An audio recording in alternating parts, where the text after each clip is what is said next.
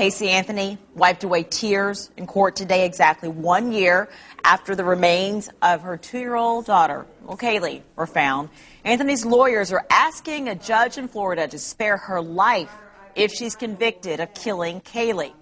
Kaylee's remains were found in the woods by a former meter reader. It was near the home where she lived with her mother and her grandparents. Today, the prosecutor in the case argued Casey should die for what she's accused of doing. Kaylee was almost 3 when she died, with duct tape over her nose and her mouth. Any child of that age should have had the physical ability to remove the duct tape, covering her airway and preventing her from breathing. And the evidence in this case would indicate that Kaylee was, if not average, above average in that regard. A juror might conclude then that she must have been restrained, either chemically or physically. If chemically restrained, her killer prepared some substance in advance that would render her physically unable to resist, administered the substance, awaited its effect, and then methodically applied 3 pieces of duct tape to completely cut off the flow of air through her mouth or her nose, and let nature take its course.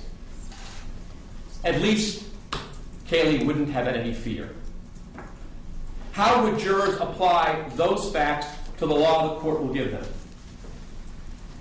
If she was physically restrained, her killer would have to have restrained her arm by some means, applying tape while she was conscious. As the killer looked into her face, maybe her killer even saw her eyes as the tape was applied. First 1 piece, then 2, then 3, so that no breath was possible. Could Kaylee have understood what was happening to her?